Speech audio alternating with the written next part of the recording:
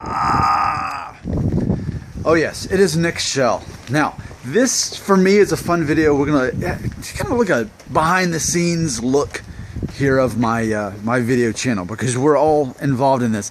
I want to start out by addressing a very legitimate, good question that I've been asked a couple times this week already, and that is, Nick, why don't you interview bald guys? Wouldn't that make a lot of sense? A channel about hair loss.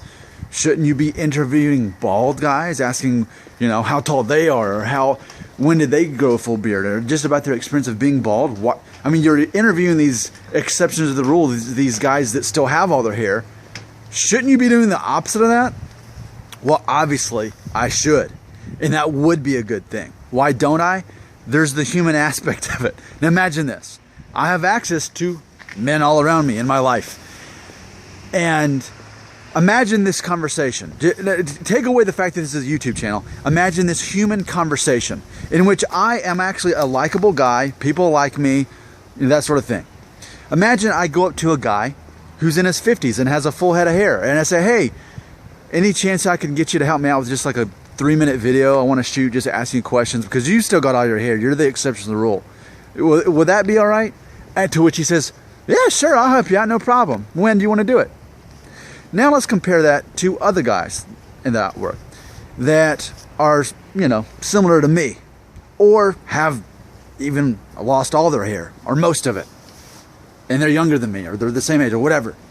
And I go up to them and say, hey, so I make like $60 a month off of YouTube videos about hair loss, right? You've seen me, okay, yeah. So I've noticed that you've actually lost a good amount of your hair. Would you mind helping me out? Could I like interview and ask you questions about you losing your hair and going bald young? Would that be cool? Imagine that. See, how is that going to make someone feel? Like, I get it, but for me, one of my things in life is to make people feel better and encourage them, because people like people who make them feel good about themselves. I'm not going to go around my office or around my family to the people who have lost hair and ask them to help me out based on the fact that they've lost their hair. Simply put, aside from this video, it's just not a cool thing to do. But it's a compliment to someone who has kept all their hair to say, hey, can you help out? They're delighted to help me. It's just in poor taste for me to approach guys, even that I know pretty well, and get them to help me with these videos. Now, it's a different thing if they're aware of the videos and, hey, can you help? Like, if they volunteered it, obviously I would interview them. But at the same time, I feel like that's us to begin with. That's us watching these videos are the ones who are losing their hair. So why interview someone you already know, which is yourself or everybody else watching this channel? But I will say, if I have access to people who are cool with me interviewing them, that are losing their hair, if they were cool with it and it wasn't awkward for me to approach them on that, then I will gladly do that. But just think of how tacky that would be for me to ask guys that are balding. That's tacky, and I'm not gonna do that. I'll ask guys that have hair, and actually I've got another interview scheduled for tomorrow. I'm really excited about it.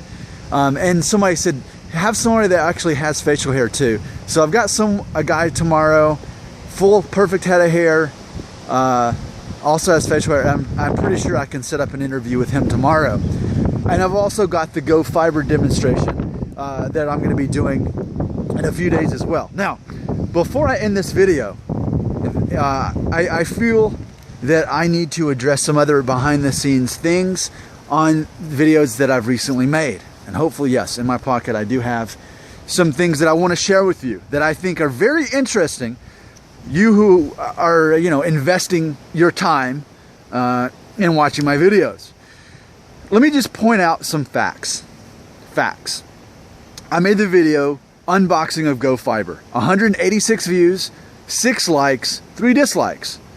The next video that I want to point out, hair loss hypocrite, am I a sellout? 135 views, which is just about 50 shy. 2 likes, but 5 dislikes. So I don't know if disliking me asking if I'm a hypocrite means that I am or not. I'm confused by what a dislike means on that one. But then I made the other video, taking requests for Moments of Wisdom video ideas. only 60 views, about half the views of the other ones, and 6 dislikes. So what I'm learning from this is, if I am willing to go outside the box of hair loss video ideas and give, you know, advice about life, which is, here's what I'm learning. There's a desire for this. I've got people watching these videos, they desire for me to talk about wisdom and help them out and stuff. But there's not a demand for it. There's a difference between desire and demand. You want it, but you don't want it bad enough to actually leave any comments, because no one left any comments on taking requests for actual ideas of me, you know, giving words of wisdom that you asked for. No one gave any ideas. And in fact, people disliked the video. And here's what that tells me about you as an audience. You will gladly support me continuing to talk about hair loss to the point that it looks like I'm obsessing over it, to the point that it looks like I am actually insecure about my hair loss. Those things actually aren't true. I'm not insecure. I'm very secure in my hair loss. But the more videos I make, the more insecure people think that I am, because it looks like I'm obsessing over it, which I'm cool with that. But what I'm saying is, here's how you value me. You value me as a guy who talks about hair loss and does have wisdom, but you don't value me as someone that you care, that you would want to watch videos that aren't about hair loss, because otherwise there would have been comments on that video, there would have been more people watching it, and there wouldn't have been 6 dislikes. That's 10% ratio of dislikes. So here's what I've learned from my experiments this week. If I ever do a video that promotes a product just by demonstrating it, some people are going to think I'm a sellout. Well, actually, most people are going to like that. They like for me to branch out and show different aspects of that, of dealing with hair loss. So, and really, that's what I'm here for. But people also appreciate that I have a good personality, and I do have a lot of wisdom, and I have a good perspective on life. But that alone isn't enough to make this channel keep going. If I want to do a separate channel about that, that would be the way to go about it. But I still don't even know what to talk about on that, because nothing draws people in like hair loss. That is what people want. They want hair loss. So as long as you keep demanding hair loss videos by watching them, I keep making them. There's your behind the scenes look at my hair channel.